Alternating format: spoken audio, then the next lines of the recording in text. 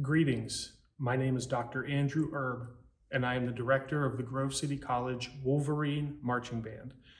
I have been honored to serve Grove City College in this capacity for the last 3 years.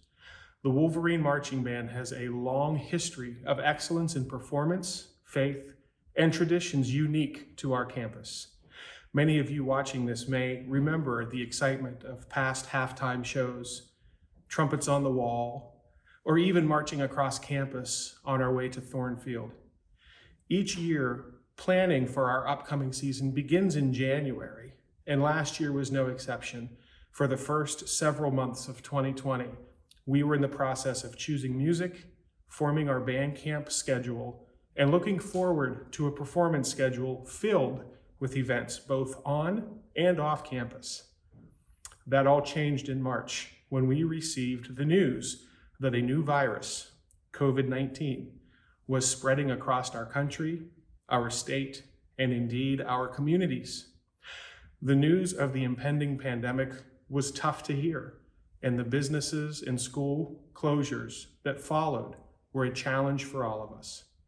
As spring progressed, rather than planning for football games and parades, we found ourselves brainstorming ways to try and keep the music alive on our campus in the fall. Many adjustments were put into place, many sacrifices made, and efforts to contain the spread of the virus and keep students, staff, and community members healthy were implemented.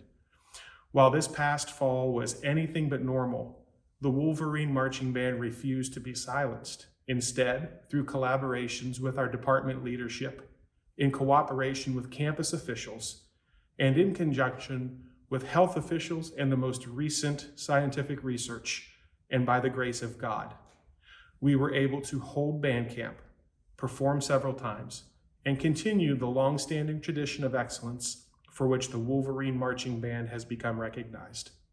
This is our story through the eyes of our students. This is how we marched through a pandemic.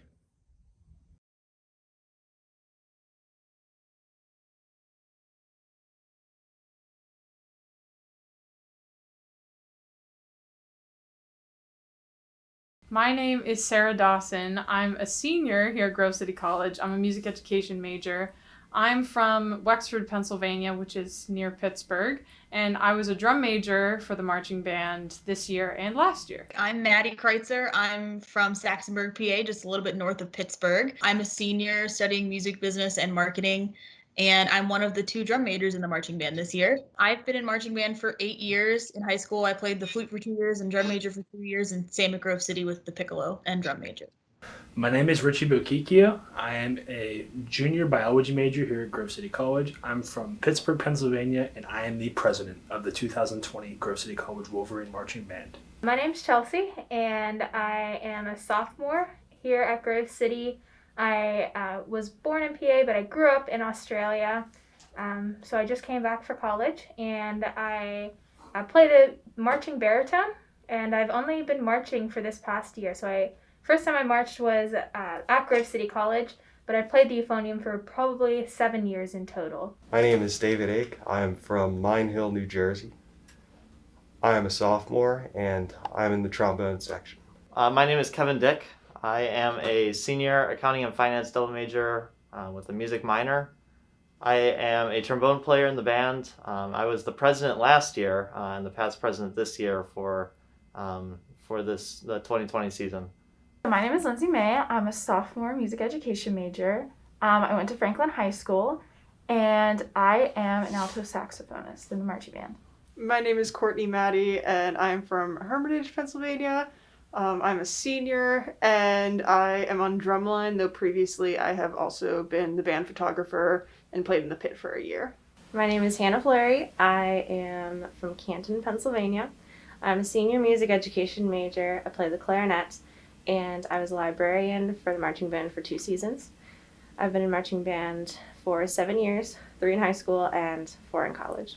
My name is Holly Smith. I am a junior music ed major from Pittsburgh. In marching band, I play the sousaphone, but I'm a clarinet major. I just thought the sousaphone would be fun. I'm Morgan Smith. I am from Pittsburgh, PA. I am a sophomore business analytics major, and I am the captain of the dance line. My name's Megan. I'm a senior from Winter Park, Florida, which is just outside of Orlando, and I play trombone. My name is Jonathan McGee. I am a freshman this year at Grove City, and I play the trumpet. I'm from Clearfield, Pennsylvania, which is about just over an hour and a half east of here.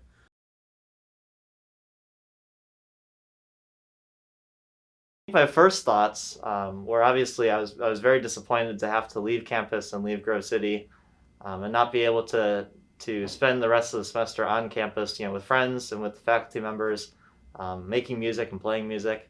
I know we were supposed to have a concert like a week or two, after we were, told we were going to be sent home. So dealing, I guess, with the frustration and the emotions of having that canceled, were all going through my mind at that time, and were sort of difficult to deal with, and not being able to perform in that concert, or even to meet with ensembles anymore was definitely, I guess, one of the toughest things to deal with in the spring semester.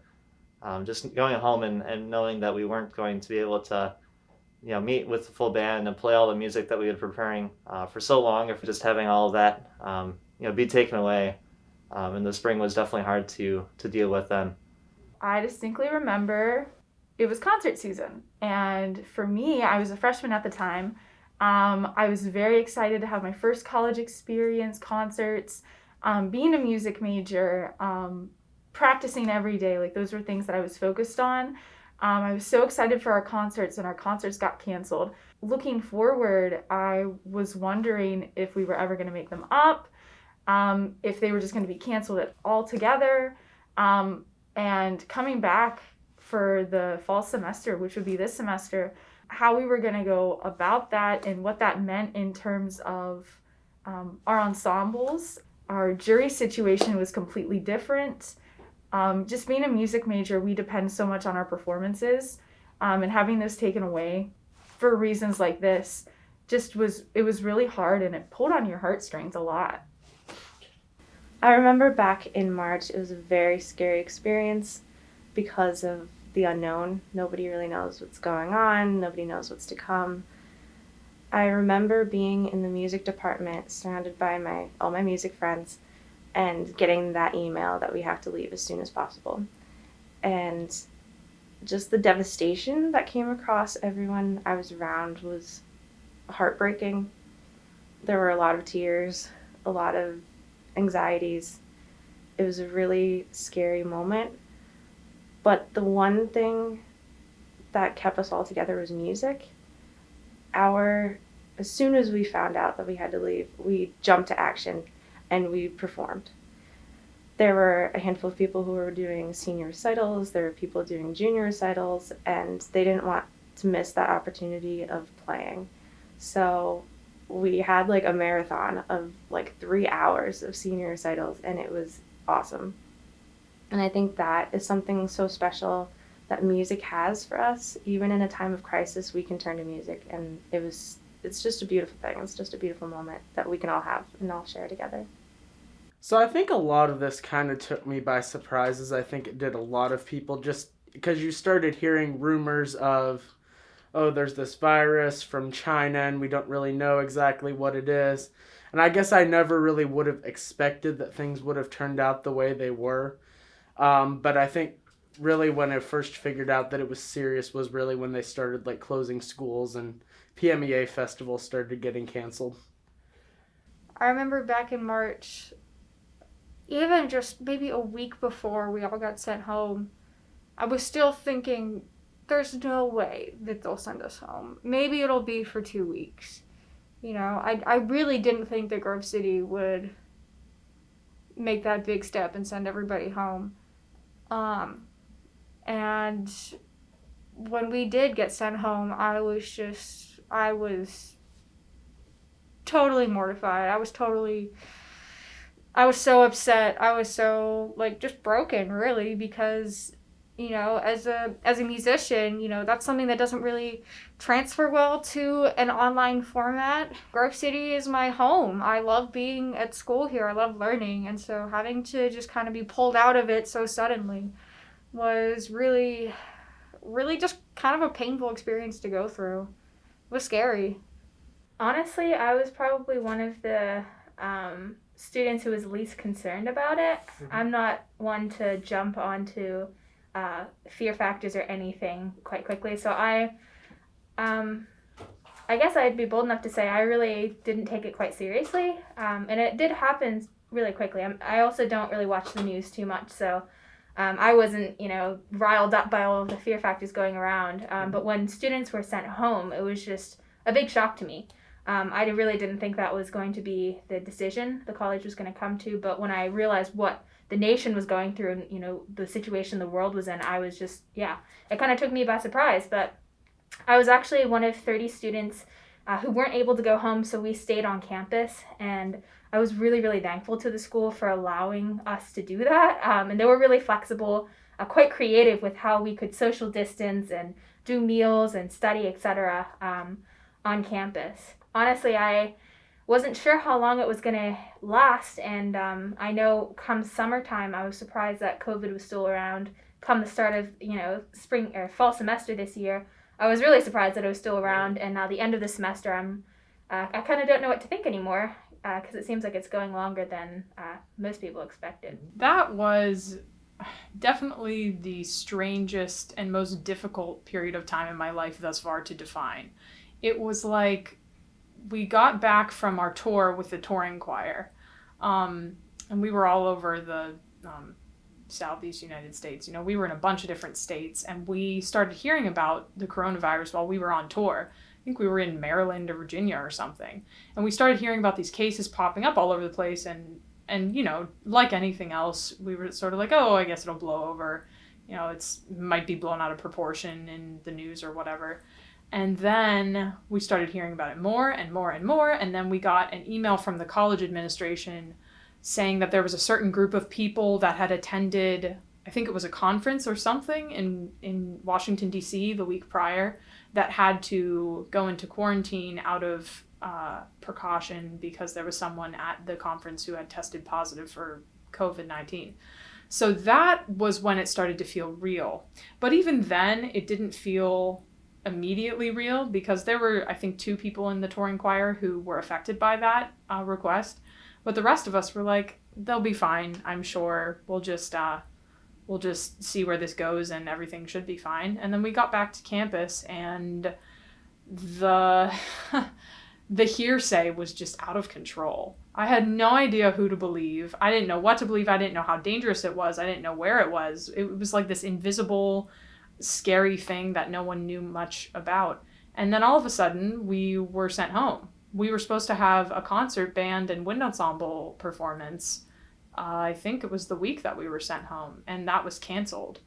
And I just remember thinking, okay, I don't have any life experience context to put this in right now, but all I know is that I'm packing up my life and I'm going home 2 months sooner than I thought I was. And we had this day where here in the music department, a bunch of the seniors performed their senior recitals all in one evening because they weren't going to be able to have their senior recitals because we were all getting sent home. That was a really strange night. So yeah, and then I stayed up that entire night packing up my room, and I left at 7 a.m. and I hadn't slept at all, which is stupid, and you shouldn't do that. I have about a 45-minute drive home, though, so I made it, and then I crashed when I got home. And I just remember waking up from when I crashed, and I had slept for a couple of hours, and I was like, I have no idea what to think right now. And then I think for all of us, our thoughts kind of started to run wild, like, when will this be over? What does this mean going forward as a music major and someone who wants to pursue a career in music? Is this ever going to happen again in a normal way? And then, you know, as the months kept chugging by, I started thinking about what the fall semester was going to look like. And at first I was like, okay, everything will be back to normal by the fall. Like there's no way this is going to last more than a couple of months. Well, boy, I was wrong on that one because we came back. I remember talking on the phone with both Dr. Erb and Dr. Tedford about what things were going to look like. And I have to admit, at first, not hopeful or optimistic at all. Because I was in the middle of the summer, I was working definitely overtime, trying to get ready for the fall, trying to prepare for my senior recital that I had no idea if it was going to happen or not. And it's really hard to keep yourself motivated when everything is up in the air. So I just remember thinking, like, if things aren't going to be the way that we're used to them being, why are we doing them? That thought crossed my mind so many times. And specifically about marching band, as we kept having virtual band officer meetings throughout the summer to plan for band camp. And it seemed like we were just working hard for no good reason sometimes, because we weren't even sure if we were going to be allowed to do half of this stuff or if we would get to perform at all. Because it seemed to change like by the week. Like, it's really bad, you can't do anything, or like, it's okay in this area, you can do some things. So it just seemed pretty hopeless for a while. But I think the band officers meeting all the time gave me a little bit of optimism, and I thought, okay, Dr. Erb seems to think that this is going to pull through and we're going to be okay, so I trust him enough to keep going and work for this. So then we got back to campus for band camp. And I remember showing up to our first meeting at the beginning of band camp and thinking, wow, I'm going to be looking at everybody in masks for the next couple of months. And it was so weird to not like see everybody's full face. But, you know, it was such a cool thing, though, because we got back for band camp and a lot of us were skeptical or, you know, having a hard time being optimistic about it. But we knew that as band officers and as leaders within the marching band, if we weren't optimistic and we weren't framing things in a positive way, then not many people would be. So I remember talking with a bunch of my friends who are also band officers and other seniors in the band and just talking about how, you know, this doesn't look like an ideal situation, but if we're able to persevere through this and work as hard as we possibly can to make it a good experience, then we're going to be okay. And we need to be the people who lead that charge. And that's what we did. And I couldn't have done that without my friends around me and without Dr. Erb and everybody else who pulled together to make it happen. And band camp was awesome. And I don't even like to say despite all of the stuff going on, because it was just awesome because it was. Yeah, the COVID thing made everything a little bit harder and it looked a lot different than it usually does. But it was still the same old Grove City College Wolverine marching band, and nothing there changed. It was still the great people that we all know and love, and still the high quality product that we always produce.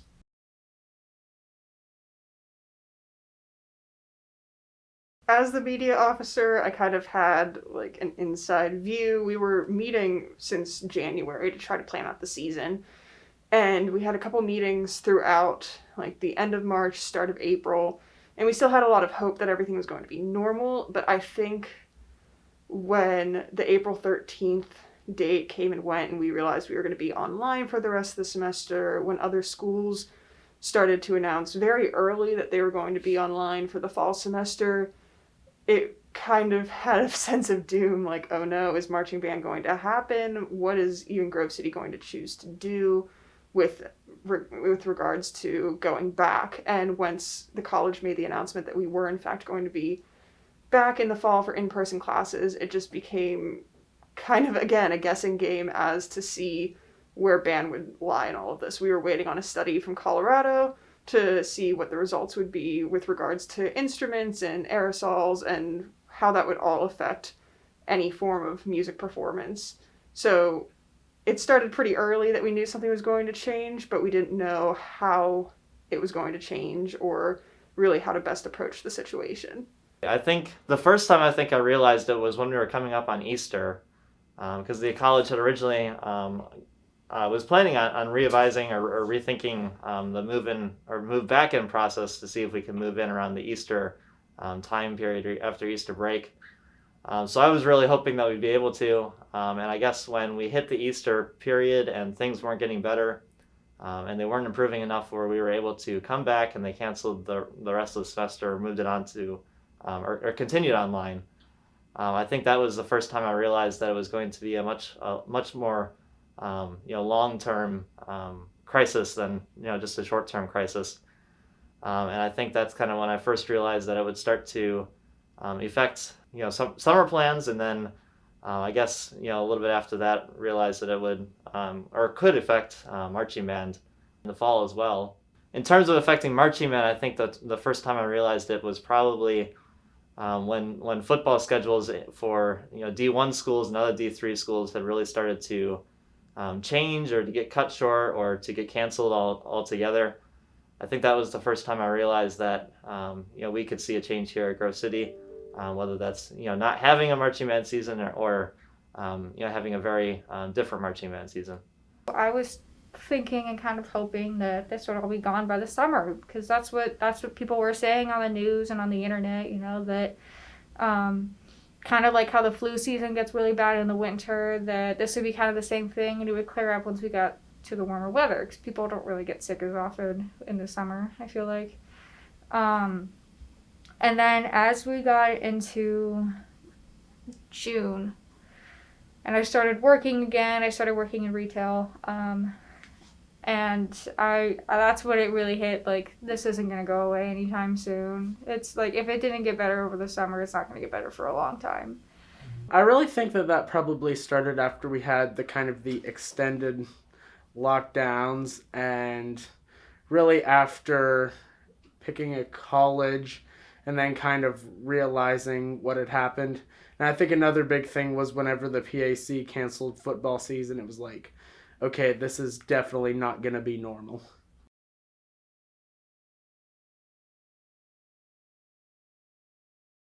Well, things got pretty scary. I wasn't sure what band was going to be like. We knew we weren't going to be playing for anybody if there was a football season. We knew there wasn't going to be any fans in attendance. We got an email in July, eventually, that said there was going to be no football in the fall semester. So this made marching band seem very gloomy. What was it going to be like? I was even concerned a little bit myself, especially having one of my best friends on the football team and not being able to go watch him play in the fall. It was definitely a really tough time for me, and I wasn't sure what band was going to be like or if it was going to be worth it. Then I thought to myself, everyone is feeling the same thing, and I'm currently president. I was elected by my peers in the band to lead this band to do something great, and after a day of thinking about it, I realized this is my opportunity to make myself believe in myself and show who I really am. As soon as we were sent home in March, that was one of the first things that came to mind, was what's going to happen in the music department, what's going to happen with performing, and what's going to happen with marching band. Because marching band is such a close-knit ensemble. We're always together, and there are a lot of things that COVID guidelines and protocols that will really, really affect it. So I knew that it was going to be absolutely different, and I knew I would have been devastated if we hadn't had a season. So I'm so grateful that we made it all work, but that was definitely something that crossed my mind, like, as soon as all of this happened, all of this started happening. Apart from other ensembles, marching band is a connection type of group. All of the ensembles on college, you have majors that aren't music majors being participants in these ensembles. Some of my best friends have been from marching band. That's true for high school, but marching band has always been a type of outlet, I think, for a lot of people. Under the circumstances, we were able to come together and still make music and still perform. I know we did live streams for our outside concerts. Even though we didn't get to necessarily march on our Saturday football games, we were still able to create music together and still be connected through music. I think about half of it was that it was my final year here. And like I said, I've been in marching band for 8 years, and it was something that I didn't want to give up my last year on campus. And I also figured, you know what, they're making it happen for us, so let's do it. You guys have worked so hard to just make this marching band season as normal as possible and as productive as possible per the times. I'm a senior, for starters. So taking a semester off meant no chance of marching band at all. And this was also my only opportunity to be on drumline. I've been trying for the past, I guess, 2 years to be on drumline, and due to personal health problems, it was never really an option until this year. And I could not pass up the opportunity to be on drumline, and I definitely was not going to pass up the opportunity to be with my friends one last time. Even if it was going to look totally different, I was not going to pass up one last chance. I was just going to do it no matter what. So even if it was going to look different, I was going to be there. And same with college as a whole, I just was going to take everything in stride and make the best of it. Because again, it's my senior year. There wasn't really a point in trying to take a semester or a year off. So I just decided to go for it, and yeah, here we are. So I initially wasn't planning on doing marching band at Grove City, and I was kind of just figured, I'll just wait, I'll do it next year, I'll get adjusted. Then it was actually an email from Dr. Erb when he basically said, statistically, if you don't do band freshman year, you're most likely not going to. And I was just like, okay, well, I might as well do it because, what's the worst that can happen? I was going to do it regardless. I just wanted to be here. I just wanted to have that little bit of normalcy again. As a music major, like I said before, I'm a music ed major, so like educating people around me is really important to me, but so is the music aspect, and the performance aspect. And so being able to come back and have that experience of like playing an ensemble with people that I really care about, people that I really connect with, that was really important to me.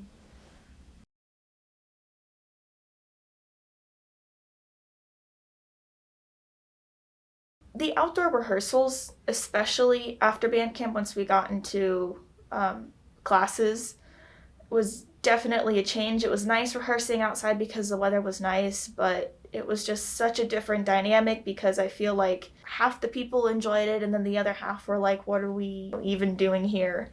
In terms of things changing, as a band we were able to adapt, and it was really great getting all this feedback from upper ranking members in the school system. Hey, look at the great things the band is doing and look how the band is adapting. And it just kind of re-emphasized the point that it's great that we're able to be here and do this season. Spit buckets and bell covers. I will say, just for years before, we had always just blown our spit out on the band floor and didn't think twice about it. Now all of a sudden it's like, oh, you have to put your spit in this bucket. And whenever you really think about it, blowing your spit out on the band room floor is kind of gross. So that was definitely one thing that caught me off guard and that we had to adapt to. I'm actually surprised by how quote-unquote normal it was. I expected it to be a lot different, but the college really tried, and I know you, Dr. Erb, and a lot of other people really tried to make it as normal as possible.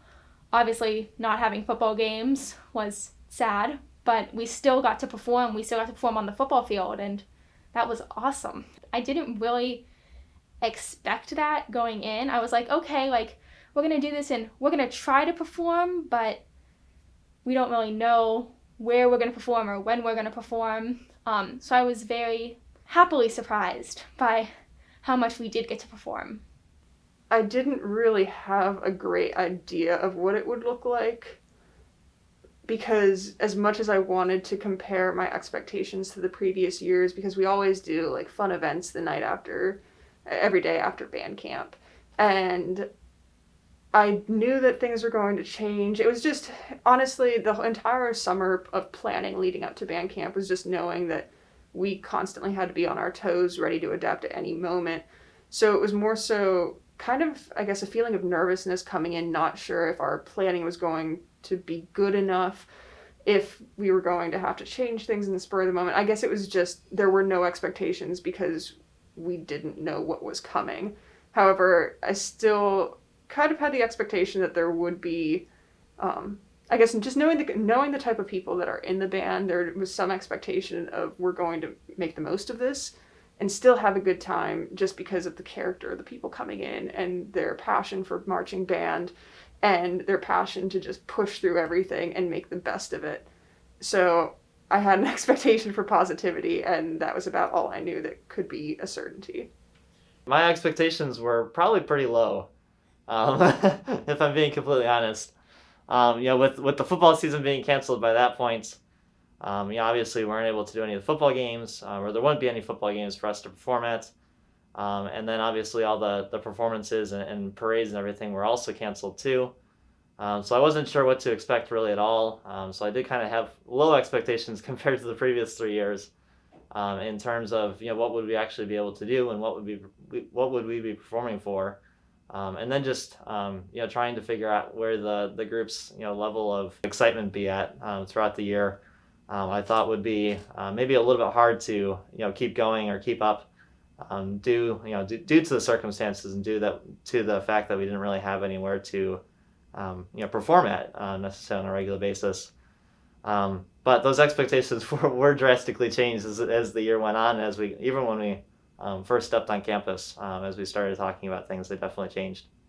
My expectations were the highest. I believe that even though all these different things happened, we always preached this isn't something we had to do. You could have easily taken the semester off, stayed online, taken your classes online throughout the semester, or you could come to college, stay a member of the band, become a member of the band. You had these options. It wasn't something that you had to do. It was something that we got to do as a band. So my expectations were really high coming into the semester, even though things seemed gloomy. And those who had their doubts, it was my chance to prove them wrong and show them that the Grove City Marching Band is the place to be, no matter what is in the surroundings. Well, I tried to purposely have no expectations, but once I got to camp, I definitely anticipated a lot more bumps in the road than there were, whether that be COVID breakouts immediately or more rules and regulations being thrown at us, especially because we're a wind-based ensemble, or maybe some like disobedience to the rules. But as it turned out, it was really nice. None of those things happened.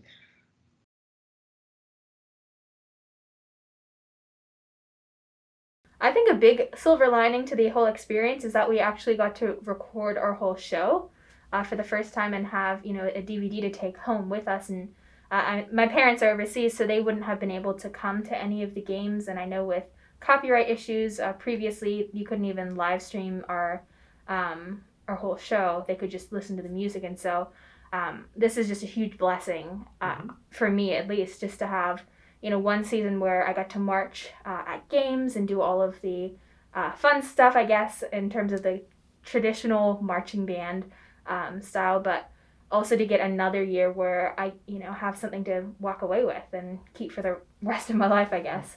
I think part of the good was obviously we could reach more people. I think over the season we definitely reached probably people that we've never reached before, that never heard of us before. By being able to do these live streams more frequently, and especially during this time, people were always looking for different ways to hear different groups, experience different groups, and hear what they have to offer. So I think by doing these live streams, we were able to reach a lot more people in the campus community and outside of the campus community too. So I think it was good to to be able to reach out to those people, and hopefully give them some hope, and some music to enjoy during such a difficult time really for our nation, during quarantine and isolation and all that stuff. In terms of, I guess, the bad things, obviously it's a little different, not performing in front of a large crowd.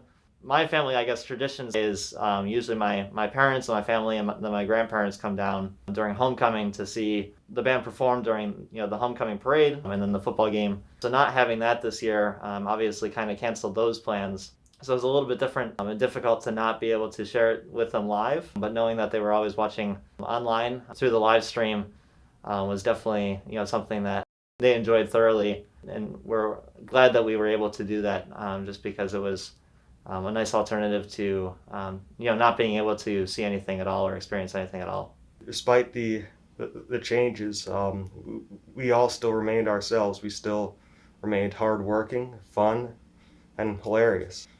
Had a lot of fun with the trombone section still. It seemed as if things didn't barely changed at all in some aspects. I think there is a lot to be learned by things that are always out of our control. You have to make the best of the situations. I think our one live stream got like 10,000 views. Being able to use our resources in using our circumstances to our benefit.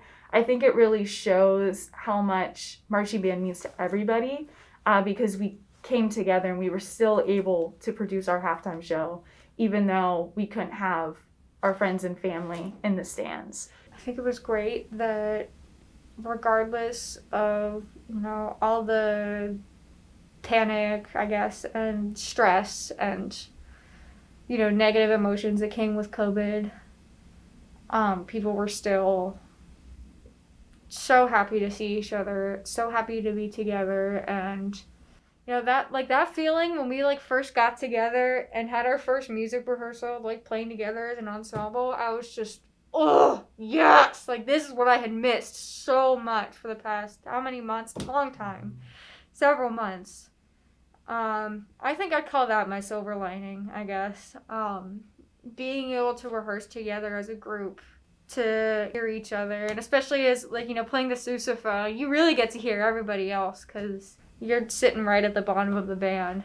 And that was really, really cool, and I really enjoyed that. I think that we had a really good show this year, and I think it was really awesome how everybody kind of came together to have a good experience, even though, it wasn't the best. And it was really awesome just seeing kind of everybody pitch in just a little bit extra with teamwork.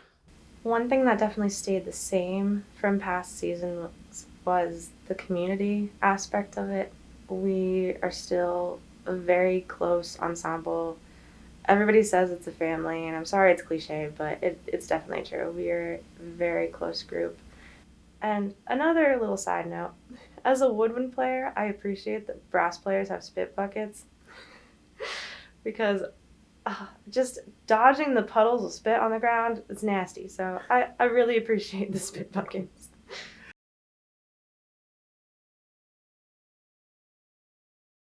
As a performer, I'm going to be completely honest, I much prefer face-to-face audiences. Sure.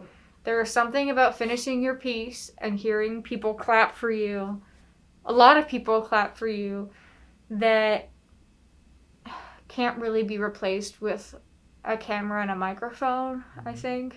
And as someone who has played for plenty of audiences in, high school and college, the clapping is just something that comes after the music. It's how you know, oh, I've done a good job, I'm done, I did it. When you finish a piece for a live stream video and you might hear, two people sitting nearby going, yay, good job. It's just kind of, I don't want to say it, doesn't hit the same, because we appreciate those people who came out to watch too, but I don't think that, as a performer, a live stream is necessarily a replacement for a physical audience. I think it's great that we got to reach a lot more people this way. That was, really cool. But, I feel like it would also be great if we just live streamed our regular concerts and did the same. We had the same push to reach as many people as we did with our regular concerts once we can have those concerts again. As a dancer, I really tend to feed off of the audience's energy. So when we didn't have an audience, it was really hard for me to remember that there was a camera and people could still see me, even though I couldn't see them. It was hard that it wasn't a practice, because it kind of felt like a practice with nobody in the audience. I remember for one game when we had,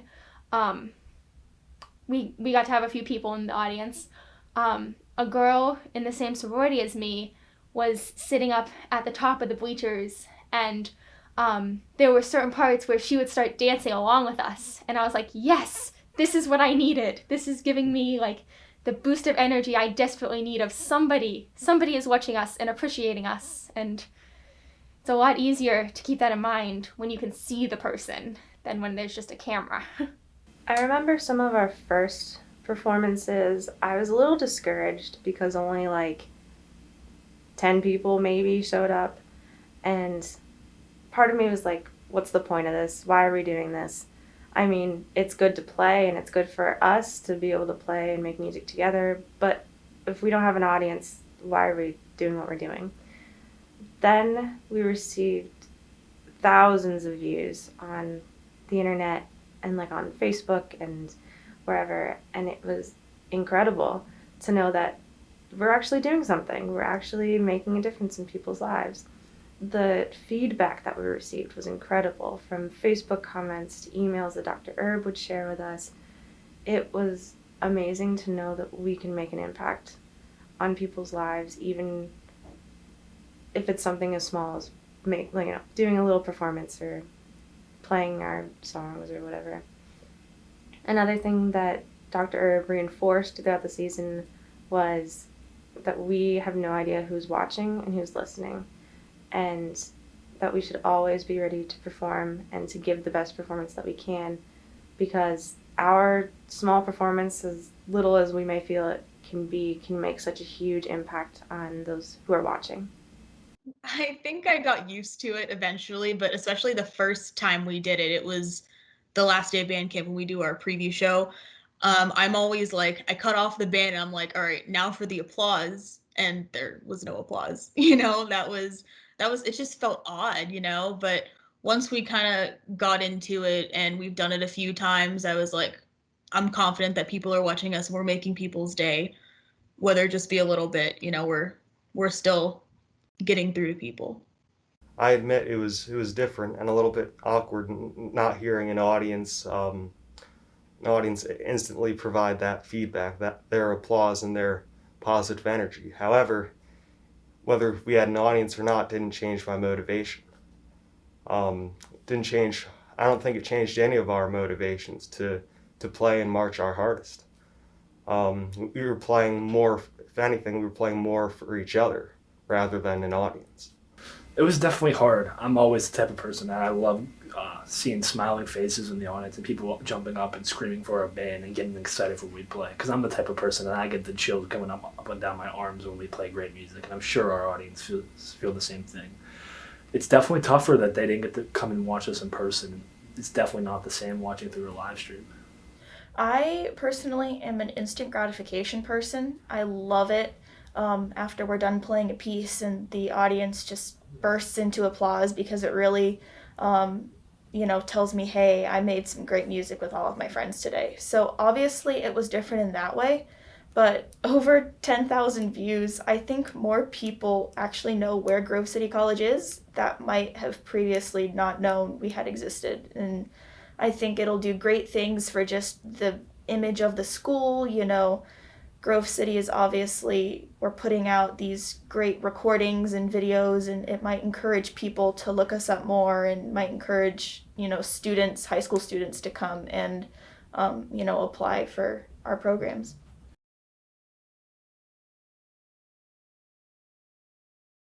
I think that one lesson that we can definitely learn from this is how important music is, and how whenever it is not present, there's this void in the human heart that definitely longs for some kind of artistic expression through something like music.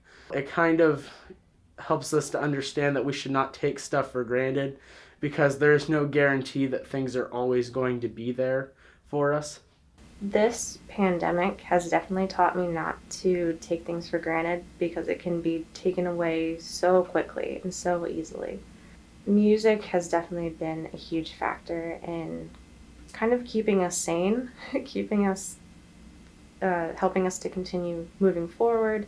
A big part was just trusting God, and understanding that this is a lesson that I've learned in the past with my parents in ministry, but also it was compounded with, the COVID situation, is really not to go into any year or situation or institution with expectations of my own, of what I want to get out of it.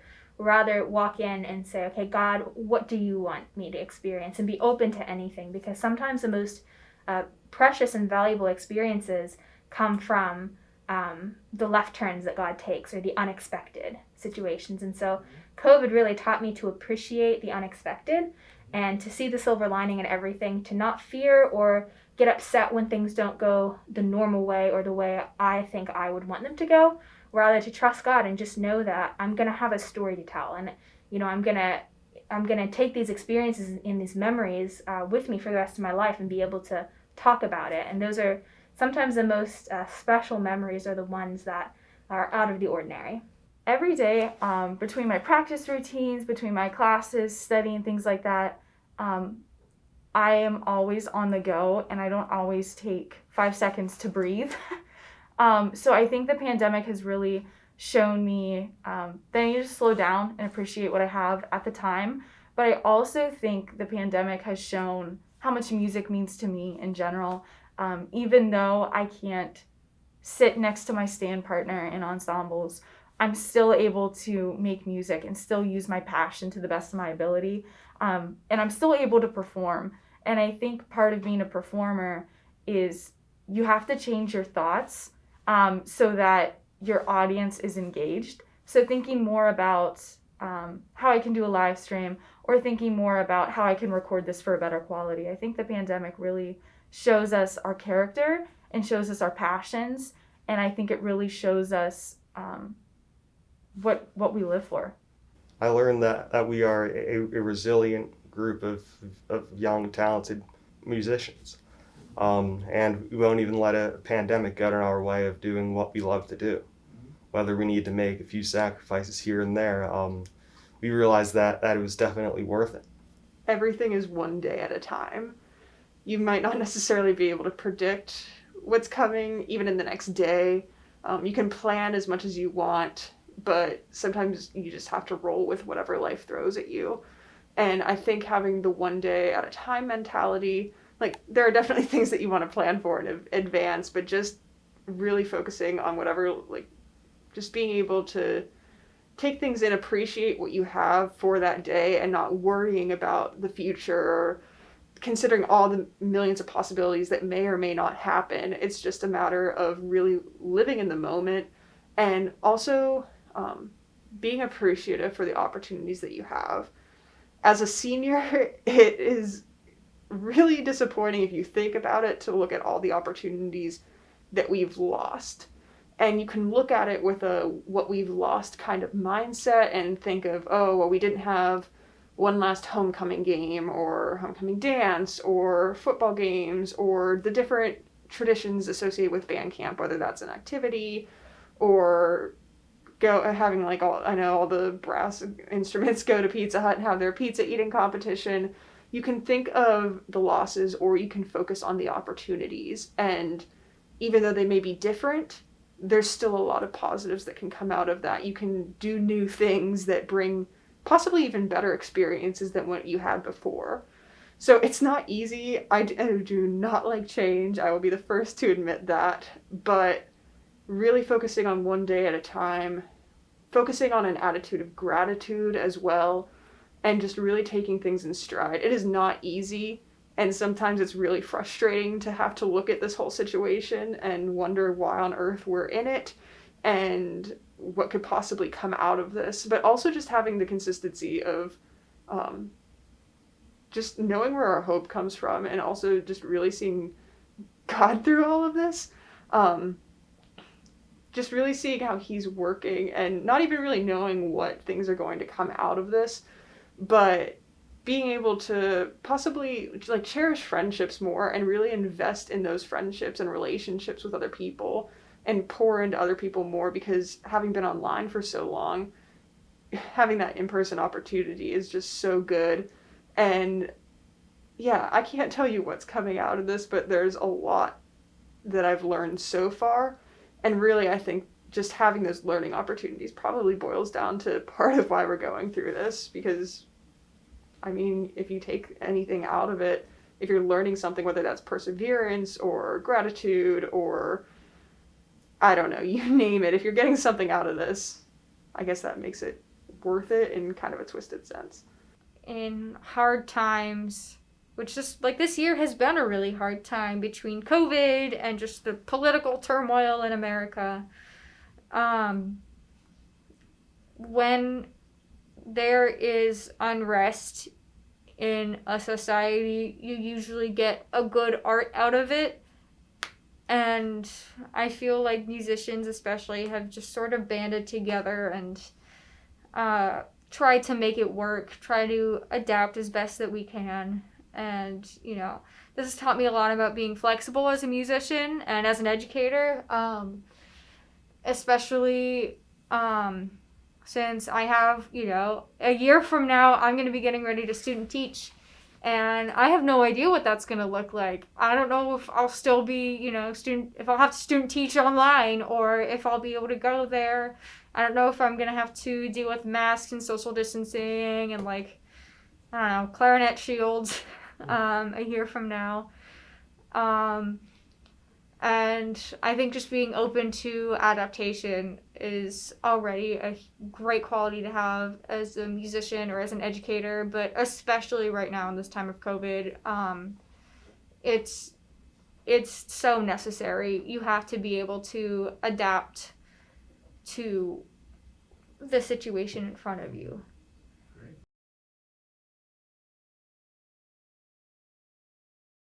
For the people that are at colleges and are either able to or not able to participate in groups like a marching band, definitely be grateful for the opportunities that you still have, even if they're cut short or if they're different than what they looked for in the past. Because again, as I'm sure most of us have experienced in during quarantine and during March and April and May, that it's better to have something than to have nothing. So being able to play in these groups and experience these groups, even if it's to a limited capacity, I think is definitely something that we should be grateful and blessed to be able to experience. In terms of anyone that's feeling down or disappointed with everything that's going on, look to find something that makes you cheerful, makes you happy, whether that's music or something else. But there's lots of things on Facebook and throughout the the internet and social media world that can be uplifting during such a tough time. To see the different efforts that not only our marching band and our music department is putting on to try to provide people with something positive and hopeful, but there's tons of other places that are also doing the same things. Look for those wherever you may go, and try to find something like that just to provide some joy and some hope for the future, because I think they can be a great source of that. It's the greatest thing in the world to be involved with a phenomenal group of people. Like I said earlier, COVID-19 provided an opportunity for people to just take the easy way out, not go back to campus in the fall, just stay online and not stay involved. But our marching band decided that we wanted to do something that we had the opportunity to do, and we stayed involved. We made plenty of lifelong friendships and plenty of everlasting memories. So remaining involved, whether you're an athlete, a marching band member, a dancer, whatever you are, staying involved with a phenomenal group of people is really important. And I use it as my defining moment. I've always struggled growing up with my personality, not figure out who I wanted to be. And marching band has really helped me figure out who I want to be, and I don't want to let other people affect who I am as a person. I am the person that God designed me to be. And marching band has really helped me grasp who I am. I couldn't be prouder of who I've become today. Don't go in with preconceived notions. Just get ready to go into something that you enjoy doing and be prepared to make the most out of it, because it might not look how you've imagined it would, but you're going to get a lot out of it, and it could be even better than you expected. So don't think that you should set whatever you want to do aside for the sake of the pandemic. If you have the opportunity, take advantage of it and keep building on whatever that talent is, whether you're practicing, honestly, it could just boil down to practicing, but studying, just give it your all and don't lose hope because of pandemic. We're all going through this right now, and anything that you can do to give some sense of normality, go for it. Go for it, go for it, go for it. Keep playing, keep twirling, because I never actually thought I would be on a dance team. And here I am, captain of a dance team. So keep practicing, because you never know where your life is going to take you and when you can put those skills to use. And just have fun, because if you're doing it because you're having fun, it's so much more enjoyable than if you're doing it because you're being forced to do it. Keep your head up and know that there are better times on the way. We've already seen in the news that there have been a couple of vaccines introduced, and cases are starting to fluctuate a little bit more. And so just try and keep on the bright side, keep thinking on the bright side that, hey, this is canceled, but on the bright side, I get to, spend time with my family more, or I get to see my dog more often than I normally would during, a normal high school season when I would be, involved in 10 extracurricular activities. Make the most of your experiences, because even if things are not the same, that doesn't mean that they are not memorable or that they are not still worth doing. And I think another thing would be just be adaptable and be prepared to do something different, even if it's not the way that you've always done it. It can still be very good and turn out to be good, as we found out this season. I'm sure you all have a thing that you enjoy doing that, gives you this joy. I'm sure many of you really enjoy playing your instrument or being in the guard or dancing. And that's great, and you should keep doing it, because while this pandemic is happening really right now, hopefully it won't last forever, and we will be able to either return to some sense of normalcy or adapt well enough that you'll still be able to do the thing that you love to do.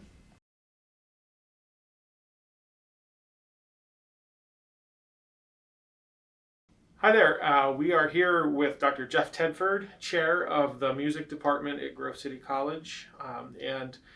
Dr. Tedford, this summer was fairly unique, having to plan for a semester in this pandemic. With all of the regulations, it seemed to change, I'd say, daily. And the new guidance that kept coming out really made your job tough this summer. To say the least. So why don't you just tell us a little bit about what your summer was like? Okay. My summer was very busy. Not that it isn't usually busy, but it's this summer was a lot of research and getting articles from various faculty, including you, on safety protocols for wind instruments and just how to march 6 feet apart and all those types of things. So it was a lot of reading, I think, is the best way to do it. And then evaluating how we could safely proceed while still providing something for students and our staff and faculty. So, but to you, I would like to say thank you for the work that you did this summer of reading and researching and always having a positive attitude of, we're going to do this, let's just figure out how to do it. Sure. Yeah. And again, the research was super important. I know we were kind of on eggshells for a while waiting for this big study from Colorado to come out, and that was going to be the first primary study with any kind of guidance whatsoever for wind playing. Why don't you talk a little bit about what types of things did you learn or come up with and put in place to make this semester, not just for band, but for the entire Sure. department, make this a safe semester for us? Okay, so one of the nice things was, as department chair, I got to be on a lot of COVID committees at the college, so there was a lot of conversation, a lot of dialogue back and forth, and input into how we were going to do this, and a lot of support from the college to make something happen. And so for band, it was, bell covers, and students must wear masks indoors, outdoors. I think you and I discussed the daily schedule and having slightly larger breaks at various times throughout the day. But beyond that, it was also, the vocal students, the choral students. We bought, I think, 150 singers' masks for them. String players, percussionists, and pianists have the opportunity to wear masks while they play without it necessarily affecting the sound. But we had to figure out, how much space was going to be between. For the concert ensembles, how are we going to perform? Are we going to perform indoors? Are we going to try to get really creative and perform outdoors? Looking at the space that we have, the infrastructure, and where can we perform on this campus, in this building, outside this building. And then, also looking at studio lessons, rehearsals, and smaller groups at times with breaks in between so that aerosol could dissipate. But, going back to that Colorado study, was the entire campus was kind of waiting for that, because it not only affected marching band, but it affected orchestra, choir, studio lessons, opera, and musical theater workshop, but it also affected the chapel program because singing is such a fundamental part of what we do in the chapel program.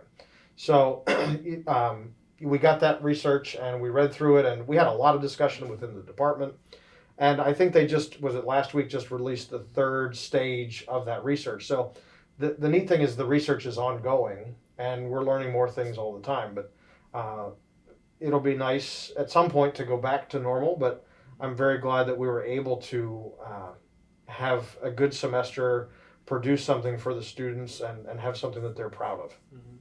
And how would you say, I mean, I know my perspective from working with the marching band all fall, but in your case, working with the orchestras and as the chair of the department, sort of overseeing all of the ensembles and all the students in the department, how did, in your opinion, how did they sort of embrace this new normal for this semester or all of these protocols?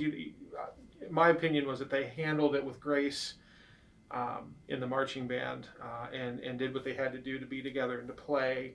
What was your take on the rest of the department? Yeah, I would agree, and I think a lot of that, the marching band set the stage for how this was going to be. They were the first group on campus, and one of the first groups, not just musically, but of any type on campus. So they kind of set the atmosphere for how we were going to approach this semester. Here are the protocols that we laid out, and they were so eager to perform and to rehearse and be together, I think, that there wasn't a lot of arguing or pushing back over some of those restrictions. So I think the marching band set the tone for the other ensembles.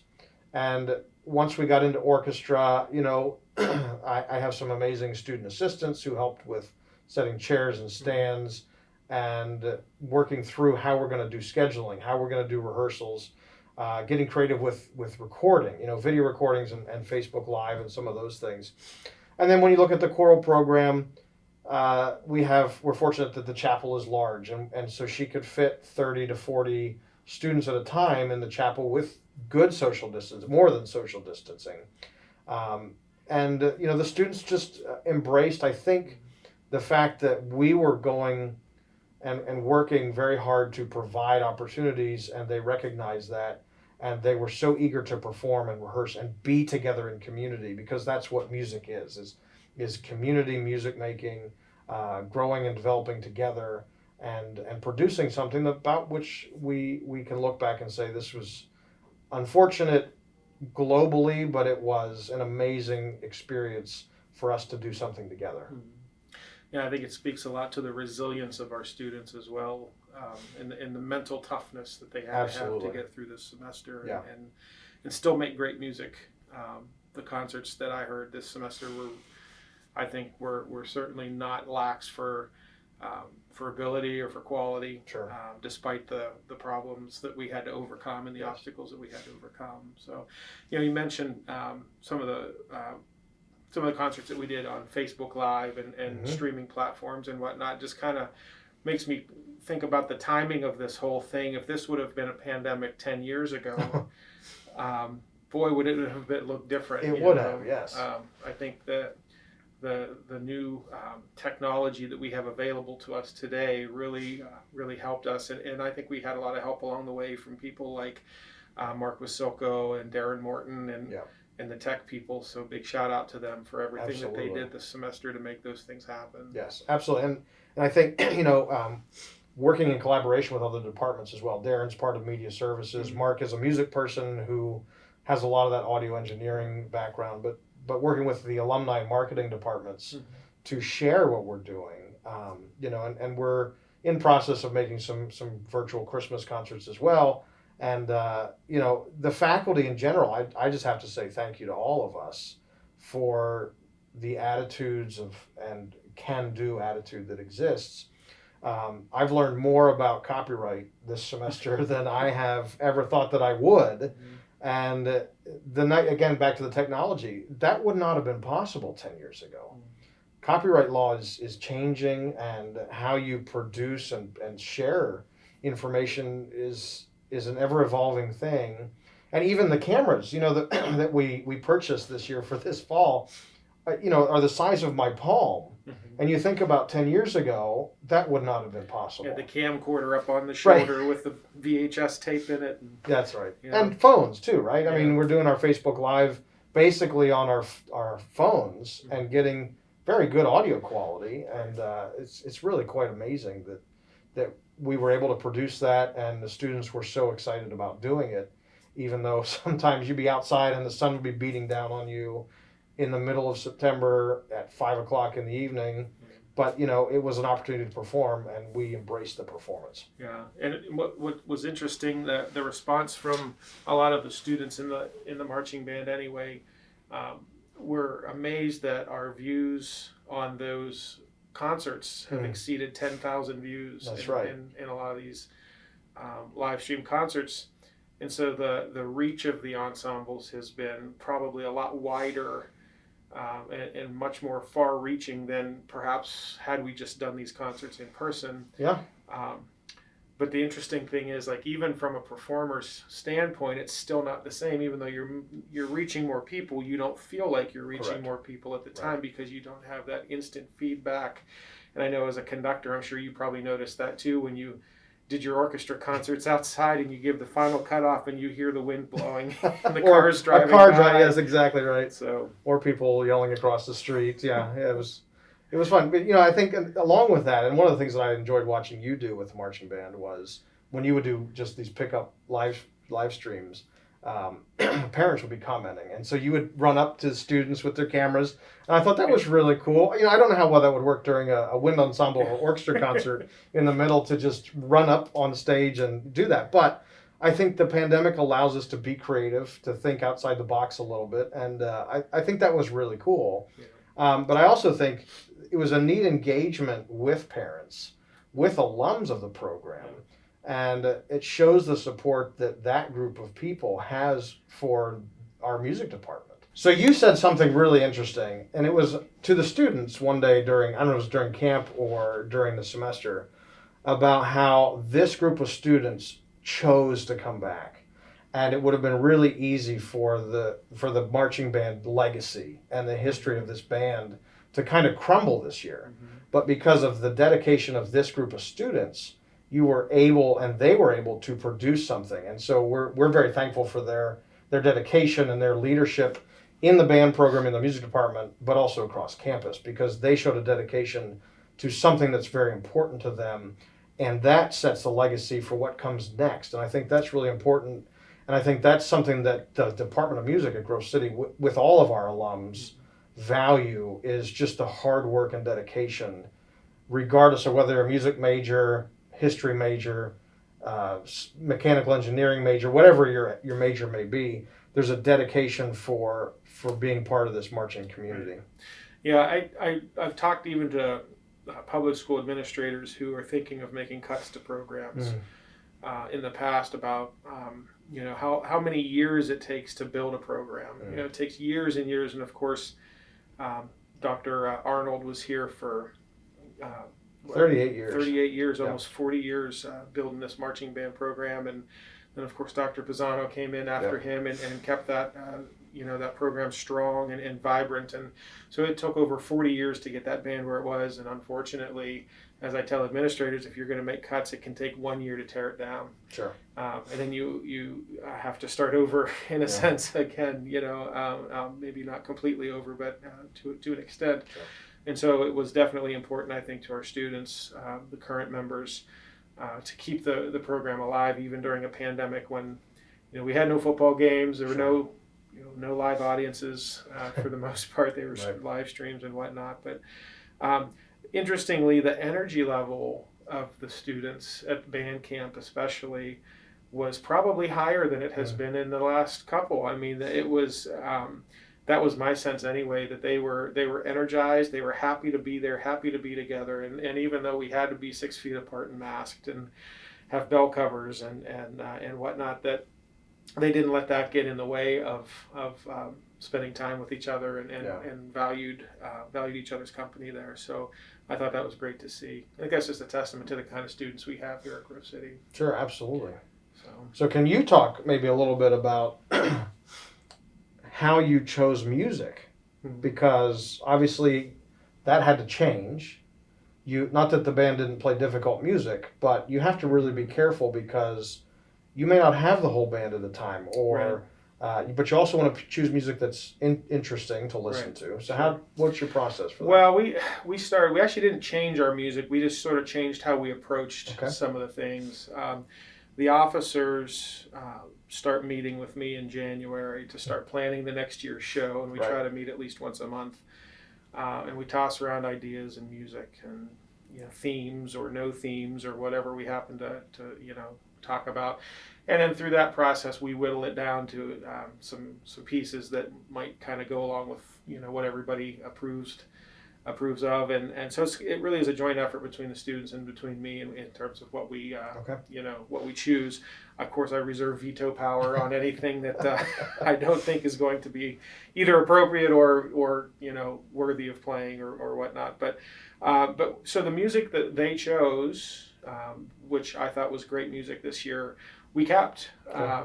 So we didn't really make too many changes. The only thing we did do is, for instance, the one arrangement that we played this year of House of the Rising Sun had an extensive trumpet solo in it.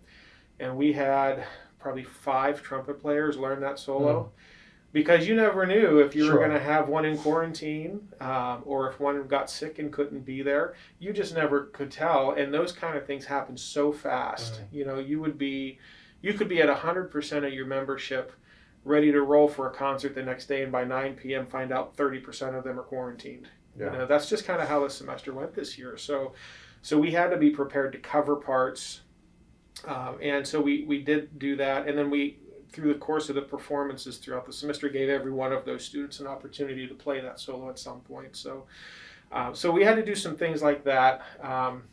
Color guard and whatnot had to be sure they weren't doing exchanges because we can't share equipment. You couldn't do a kick line in the dance line. There's just a whole lot of different things like that we had to take into consideration. For this year's show. So it was a little bit of a process, a little bit of a change, but the music was still challenging. And the nice thing, I guess, because we didn't have football games or an extensive field show. That we were sort of we weren't limited by time, by the halftime. We were able to actually add some music to what we would have normally played. So we had an extra tune or two in there that sort of lengthened our show and made our live stream concerts a little bit longer, maybe 15 or 16 minutes as opposed to 9 or 10 minutes. So that was sort of nice. We got to feature the group a little bit more in that regard. So I know you also came up with ideas of just random pop-up shows on campus. Trumpets continued to play on the wall, played at the bonfire. Where'd you get some of the ideas for just the Howe Courtyard or the quad? Well, we wanted to do some performances on campus for a couple of reasons. First off, we were just looking for things to play, and we had to find something to play for. And with a lot of the activities canceled, you had to be creative. So we looked for areas on campus that typically might be able to you might be able to set up and play where there's enough space that if people were to gather to hear you as they walk by, they could still stay distanced. And of course, the Howe Courtyard's a perfect location for that. And acoustically, that's a nice place to play. We play there at homecoming every year, and so that was sort of a no-brainer to go there. That's also up campus, and so we wanted to do something down campus, a little bit closer towards the bottom end of campus as well for the people down there. So we went down by the flagpole on the quad there and did some work down there as well, some performances, and of course, like as you said, the trumpets did their trumpet on the wall, which again was an important tradition that we wanted to make sure continued. So the pop-up concerts were in part for us to have an opportunity to do something, but also I think we all realized that everybody, band or non-band students alike, are probably looking for something to remind them of a normal kind of semester. I think everybody's looking for a sense of normality right now. And I know it's real easy to feel, sort of down or dejected with everything that's going on. And so we thought that this might be a great way to sort of lift the spirits of the campus community, and And so it was our way of sort of sharing and giving back a little bit to the campus by doing those performances. Okay, great. Any message that you'd like to share with especially the seniors? Well, I can't say enough about the seniors. I mean, they're just tremendous people. It's we could not have done anything at all that we did at all this semester without the senior leadership that we had. Yeah. It's evident we do the senior circle thing at the end of band camp every year, where we allow the seniors to talk on the last night of camp, and they get a chance to have the floor uninterrupted to say whatever they want to say to the rest of the band, and it's always a touching moment. But this year especially was perhaps the most touching one I've seen. With the stories they told and the feelings and emotions they were feeling and whatnot, and it just reminded me that these aren't just great musicians, but they're just great people. Sure. And they have a love of the band and of music, of the college, but they more than that have a love of each other, strong faith in God, and it was just incredible to hear those stories and the comments that they made. And that's always a difficult night. Sure. For them, I know it's always a difficult night for me, even though I know I'm coming back. Right. But it's still, even for me, is a very difficult night, because I know it's the last time I get to see them in that setting as well. And but the senior class is just, I just want to thank them for everything they've done. And it's been a great pleasure working with them here. Yeah. And next year when they become alumni, yes, watch for some live streams. Sure, because absolutely. One of the things that I think is kind of a silver lining. I think there's some things that we've all learned through this pandemic that might become maybe normal parts of what we do. I mean, these live streams were pretty great, and even once we do get live performances back, it might not be a bad idea to live stream some of this stuff, because I think we reached a lot of people. Absolutely. I know the woodwind players in particular really like the fact that brass players now use spit buckets and don't have to dodge the puddles on the floors anymore. Right, yes. Just some things but there's some things that came out of this whole pandemic that I think might actually prove to be beneficial to maybe look at for future years too. Sure. If you made it through this year, you're scot-free. Because it doesn't get any trickier than what we just accomplished, I don't think. So, but what I was saying about the seniors, they weren't always seniors. As important as the seniors are, they were freshmen too once, just like our new students. And those freshmen in 2 or 3 short years are going to be in the same shoes as our seniors. Sure. They're our leaders, and they're coming up through the ranks. So my words to them would be words of encouragement to stay the course and to be leaders. And you don't have to wait until you're a senior to take a leadership role. Every member of the group is important, and we are so thankful to have so many freshmen that did take a chance and join in the middle of a pandemic. I think their participation was essential as well, and we're so thankful to have them. Sure. And I can't wait to have them back again next year, when we get to hopefully finally march a real football game and do a real show, and give them a taste of what the marching band has been for the last 40-some years. Right. We talked about the legacy of the marching band program, but also the music department. We value the relationship with the students, but it is a very short 4 years. Yes. But the length of time that we know them as alumni is forever, and we value those relationships and welcome them to come back at any point, whether it's alumni band or concerts on campus. The alumni touring choir has gone to Europe, and so while we may not be able to do some of those things now, there's no limit to what we can do in the future. And I just hope that the students recognize that this department is very academic and very goal-oriented, but we're also family, and we maintain those relationships for a long time. That's right. And I'm in my 3rd year here at the college, so I'm still kind of the new kid on the block, I guess you could say. Maybe Mark Wasilko might be a little newer than I am, but other than that, but what I can say is, the vast number of alumni who, when I arrived here 3 years ago, who reached out to me and welcomed me and embraced me here was just incredible. And The alumni that we have here and the network that we have here is definitely an asset to our current students. So I would encourage alumni to remain connected, and I would encourage our current students to become connected to our alumni because, like you said, we are a very big family, and we are, all interconnected in some way, shape, or form. And so our alumni network is exceptionally important. Andy, I'd like to thank you for your work this year.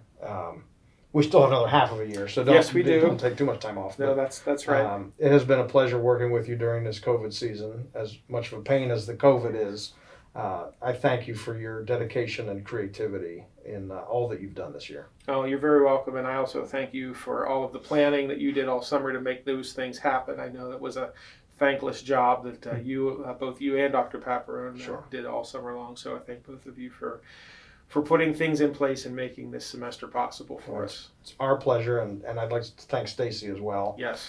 We could not have done it without her help. Absolutely. And Roxanne Senzata as well. Yes. A lot of phone calls and emails and just logistics of the building. So it's a team effort, and I'm very thankful to work with all of us. Yes, I agree.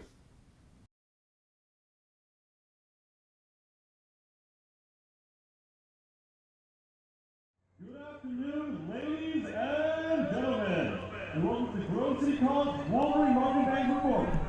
Our 2020 halftime show opened with a piece written by Dennis DeYoung and released in 1983 by the band Six, the rock opera Totoro is Here.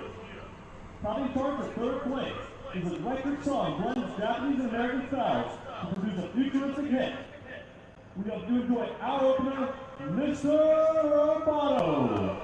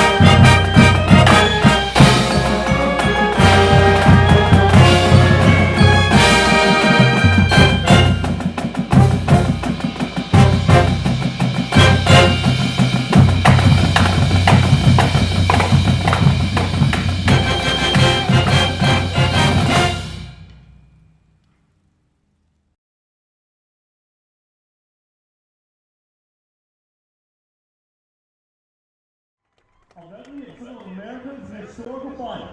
This next song combines melodies from early 1900 New Orleans across eras of war and growth, and concludes in a New York bar not too long ago.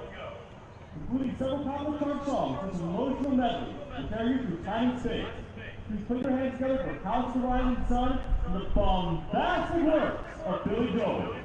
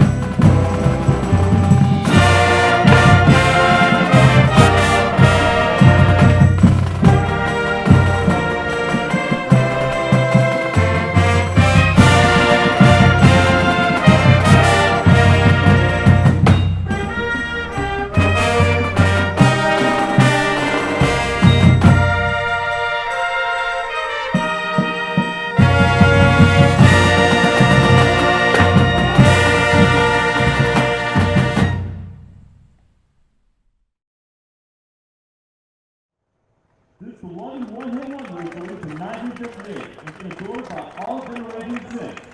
Covering as one of the original songs of rock and roll drama, it became a household name in several movies and TV shows, notably The Office. We hope that you're rocking with us to the energetic and cheerful note of Rock Robin.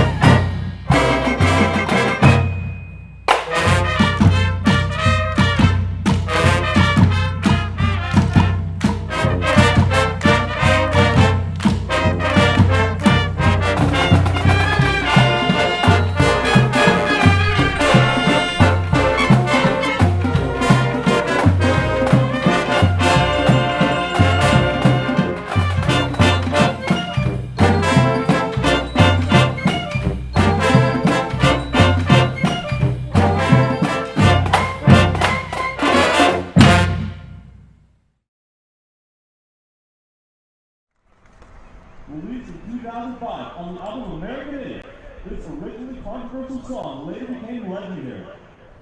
Inspired by the work of Bob Dylan, this pop punk piece stayed in first on several Billboard Top 100s, ending the year in 39. Please give your attention to the band as they amaze you all with Holiday!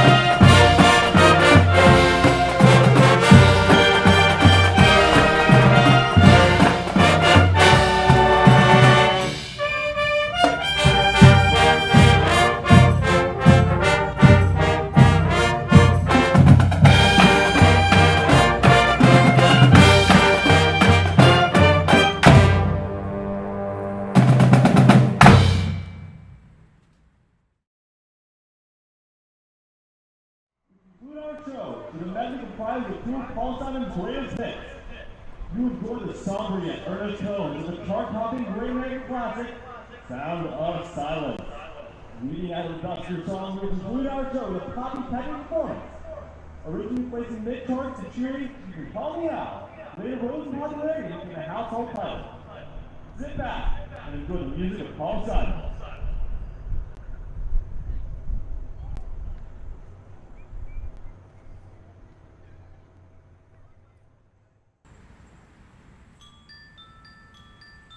Thank you.